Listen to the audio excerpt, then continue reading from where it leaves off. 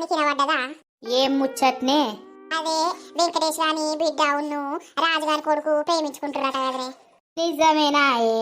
ఊరంతా అంటుర్రు గాని ఏమో అని నేననుకున్నా. ఏ నిజమేనట్నే. మొన్న ఆ పోరోళ్ళు అన్నకు దొరికిరట. దొరికితేనే ఆయన ఇంట్లో దాన్ని బందికాన చేసిర్రు. బయటకు రానియలే, కాలేజీకి రానియలేరు. ఇక కొన్ని రోజులు ఇంట్లోనే ఉంచిర్రు. మళ్ళీ ఇప్పుడు అది కాలేజీకి పోతాంది. అవునానే? ఓష్ని గింత అంత లేరు ఇప్పడుసుంది గవ్వేం కథలు అన్నట్టే. ఏం పాడో మల్లక్క, పోరగాళ్ళు చెడిపోతారు. మరి వాళ్ళింట్లో వీళ్ళింట్లో తెలుసంటవా అయ్యే? ఏ తెలుసుకుంటారా? ఆనికి వెంకటేశానికి తెలివనట్టుంది. ఇటు ఈ పోరనోళ్ళ ఇంట్లో కూడా తెలివనట్టుంది. తెలిస్తే ఎవరైతే ఊకుంటారు మల్లక్క? వేరు వేరు కులమాయ గట్ట ఒప్పుకుంటారా? అవు నిజమే. లాగత్తంది మల్లక్క. ఆగు. తిన్నరా నర్సక్క? పొద్దు పొద్దుగానే మంచిగా ముచ్చట పెడతారు కదా, ఏమో గుసగుస పెడతారు. నేను రాగానే ఆపిర్రు. ఏం లేదే, ఇప్పుడే వచ్చింది నర్సవ్వ, మాట్లాడుతాన్నాం. మీ పొలగాడు కాలేజీకి పోతుండా అని? పోతాడు నర్సక్క.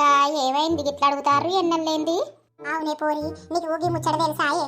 ఓ నర్సి, పోయి మళ్ళా దానికే చెప్తే విందే. ఆగు.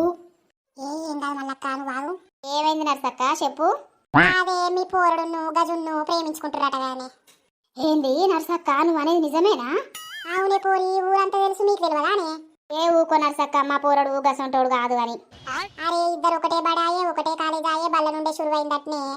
మొన్న మీ పోరడును ఆ పోరి ఎటో గోంగాళ్ళ అన్న కనబడితే ఇంట్లోనే బందికాని చేసిరు కాదే ఆ పోరిని కొన్ని రోజులు. ఇప్పుడే కాలేజీకి పోతాంది.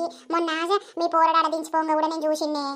అయ్యో నర్సక్క, ఏంటి నిజమేనా నువ్వు అంటున్నది? నేను అడుగుతా ఆగు మా పోరన్ని. అబ్బో, ఇక మా ఆయనకు తెలిస్తే ఇంకేమన్నా ఉన్నదా? ఇక సావ కొడతాడు. అవునే పోరి, వాళ్ళు కూడా మంచోళ్ళు కాదు. మీ పోరానికి ఏదో ఒకటి చెప్పి అన్నీ సంధాయించి పెట్టు ఇంట్లోనే, లేకపోతే వేరే ఊరికన్నా పంపించి వేరే కాడ చదువుకోమని. ఈ కథలు ఎందుకు, పెద్ద లొల్లిలు అవుతాయి. అయ్యో మల్లక్క, నాకేం తెలుసు. సరే నేను చెప్పుకుంటా గాని పోతన్న నర్సక్క, మనసంతా బాలేదు. ఓ నర్సి, నీకేడ పని లేదా అయ్యే?